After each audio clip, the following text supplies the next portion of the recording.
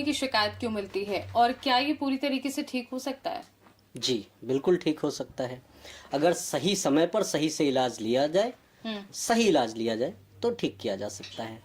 बार बार होने के कई कारण हैं। जैसे एक बीमारी होती है जिसको बोलते हैं क्रोन्स डिजीज, जो इंटेस्टाइन में कह सकते हैं डाइजेस्टिव ट्रैक्ट जो है उसमें स्वेलिंग आती है। स्वेलिंग आती है तो जो टिश्यूज हैं वो वीक होते हैं। वीक होते हैं तो ऐसे पेशेंट में, जैसे मान लो एक बार फिस्टुला हुआ तो वो ठीक हो गया ट्रीटमेंट की वजह से, चूंकि वो डिजीज बरकरार है जिसकी वजह से हुआ था, टिश्यू तो अभी भी वीक है तो दोबारा हो सकता है। कुछ फिस्टुला का जो मेन कारण होता है, 90% से ज्यादा फिस्टुला जिस कारण से होते हैं, अगर हम बात करें तो जैसे हमारे माउथ में सलाइवा सिक्रीट करने के लिए कुछ ग्लैंड्स होती हैं, सलेवरी ग्लैंड्स कहते हैं। वैसे ही गुदा मार्ग में कुछ एनल ग्लैंड्स होती हैं जो म्यूकस सिक्रीट करती हैं। तो जो मल होता है उसको लुब्रिकेट करने का काम करता है। होता क्या है कि जब कभी भी उन ग्लैंड्स के अंदर इन्फेक्शन हो जाता है तो मोर देन 90% जो फिस्टुला होते हैं वो एनल ग्लैंड के इन्फेक्शन की ही वजह से बनते हैं। कई सारे ग्लैंड्स होते हैं, तो अगर मान लो एक बार इन्फेक्शन हो गया तो फिस्टुला बना, ठीक हो गया। चूंकि ग्लैंड्स तो कई सारी हैं तो दोबारा भी हो सकता है। या फिर हम ये कहें कि जैसे किसी का फिस्टुला ठीक हुआ तो उसके बाद उसने जीवन शैली पर पेशेंट ने ध्यान नहीं दिया, वही सारी प्रॉब्लम्स जैसे डायबिटीज है या स्मोकिंग है, तो इसमें हमारा ब्लड सर्कुलेशन प्रभावित होता है। तो अगर ये आदतें बरकरार रहती हैं तो इसकी वजह से भी दोबारा हो सकता है।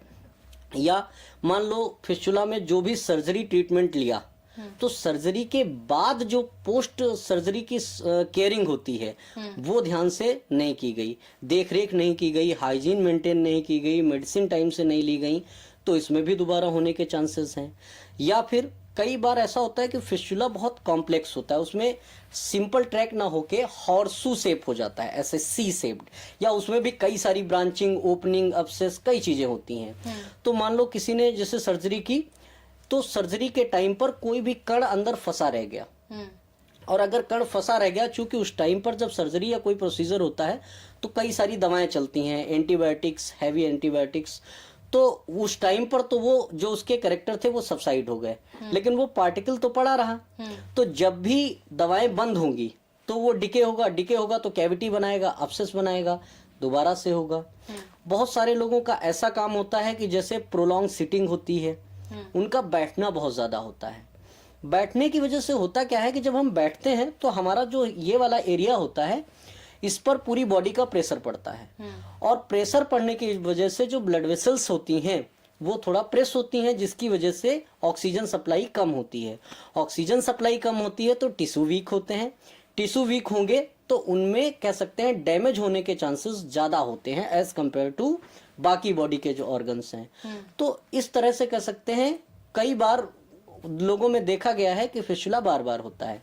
अब रही बात कि इसको कंप्लीटली ठीक किया जा सकता है, हाँ ठीक किया जा सकता है। जैसा कि आपने कहा कि क्षार सूत्र विधि के बारे में बहुत सुना है, बहुत सुना है इसीलिए क्योंकि ये बहुत ज्यादा सफलतम इलाज है, सफलतम थेरेपी है फिस्टुला के केस में।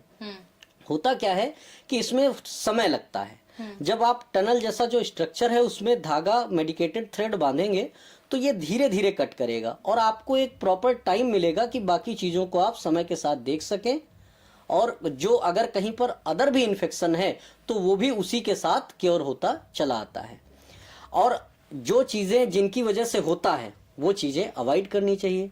जैसे बहुत ज्यादा टाइम तक बैठकर कोई काम नहीं करे, घंटे 2 घंटे मान लो बैठे तो थोड़ा सा टहल लें।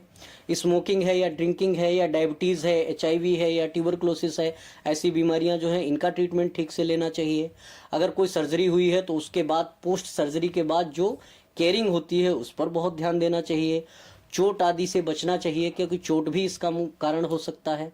तो इन सब चीज़ों को ध्यान में रखते हुए अगर काम करें तो दोबारा होने से बचा भी जा सकता है और कंप्लीटली ठीक भी किया जा सकता है।